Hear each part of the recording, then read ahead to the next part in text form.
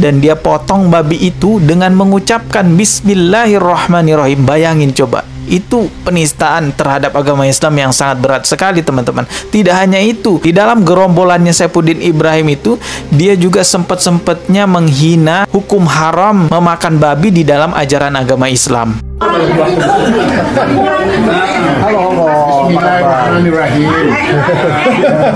Bismillahirrahmanirrahim.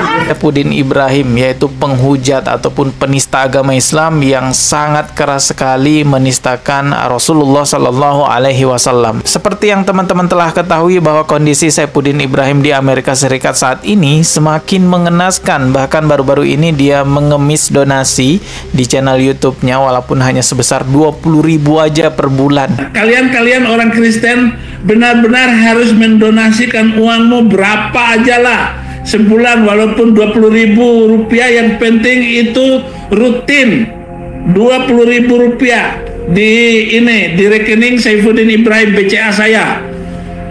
Di ini semuanya ya, diambil, dikirim semuanya. Ada juga rekening saya di Amerika.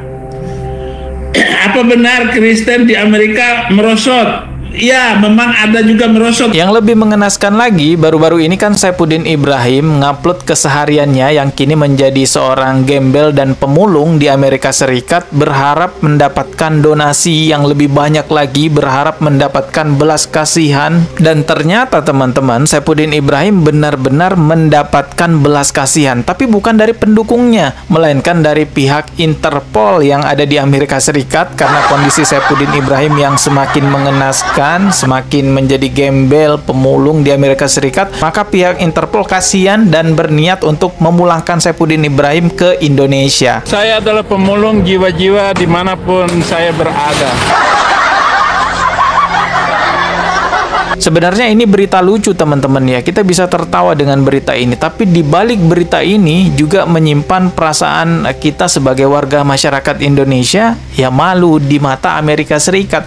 Ada-adanya orang seperti Saifuddin Ibrahim ini yang identitasnya warga masyarakat Indonesia yang menggembel di Amerika Serikat, nggak bisa pulang sampai dibantuin sama Interpol untuk pulang. Apalagi pemerintah Indonesia dan kedutaan Indonesia yang ada di Amerika Serikat harusnya malu banget. Nah, ada orang-orang seperti Saifuddin Ibrahim ini mencemarkan nama baik Indonesia di mata Amerika Serikat. Maka sebenarnya Saifuddin Ibrahim ini pantas dikatakan bukan hanya sekedar menistakan agama Islam, menistakan Rasulullah, menistakan Allah Subhanahu wa Ta'ala, melainkan Saifuddin Ibrahim ini juga menistakan marwah baik Negara Kesatuan Republik Indonesia. Tapi teman-teman, kalau saja Saifuddin Ibrahim ini mau jujur dengan hatinya dengan kondisi yang saat ini dia alami, tapi Saifuddin Ibrahim ini tetap saja tidak sadar bahwa azab Allah itu nyata. Bahkan baru-baru ini pada saat dia merayakan tahun baru, dia menyantap sebuah babi ya, hidangan babi, dan dia potong babi itu dengan mengucapkan Bismillahirrahmanirrahim. Bayangin coba, itu penistaan terhadap agama Islam yang sangat berat sekali teman-teman. Tidak hanya itu, di dalam gerombolannya Saifuddin Ibrahim itu, dia juga sempat-sempatnya menghina hukum haram memakan babi di dalam ajaran agama Islam.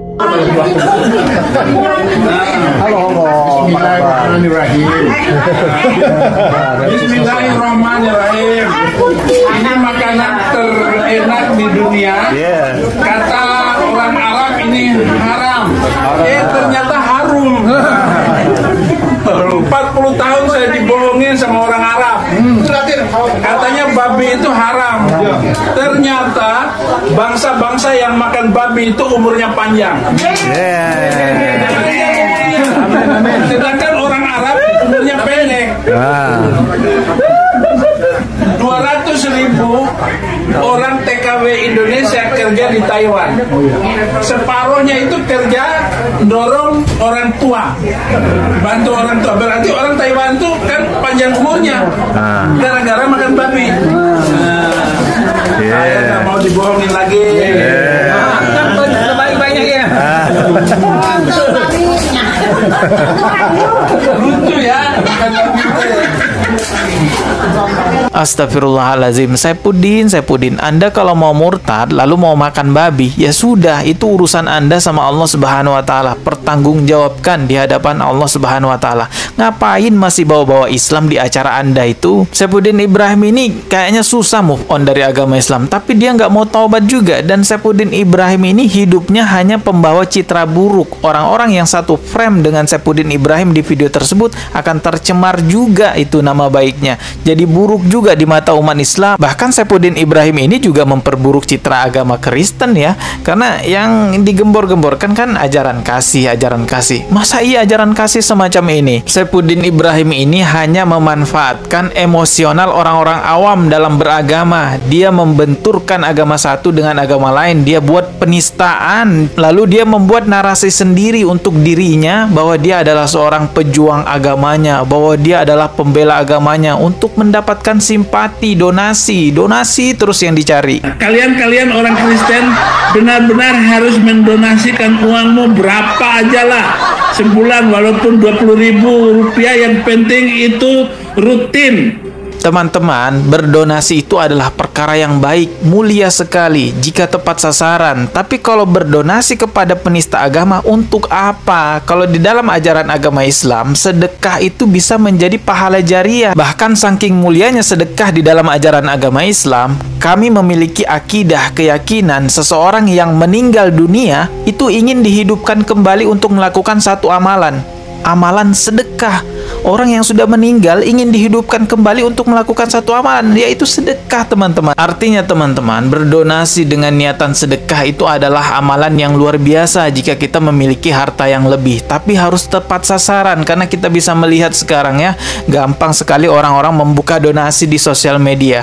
Ya kalau itu untuk kebaikan nggak ada salahnya, tapi kalau itu untuk keburukan, nauzubillahi min zalik. Lalu kita tahu itu keburukan, tapi kita tetap support dengan memberikan donasi, malah bisa jadi dosa jariah kan. Susah-susah mencari uang yang halal, susah-susah mencari rezeki yang halal, kok malah dijadikan sumber dosa jariah. Itu rugi besar banget. Oke, kita kembali lagi ke pembahasan Saifuddin Ibrahim nih. Beberapa kali Saifuddin Ibrahim ini mencoba untuk menutupi penderitaan hidupnya dengan melakukan live streaming, mengatakan bahwa dirinya baik-baik saja dan lain sebagainya. Apa kabar?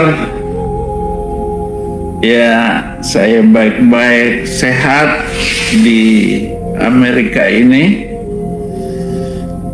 tenang semuanya, ya berjalan dengan baik. Saya live streaming ini.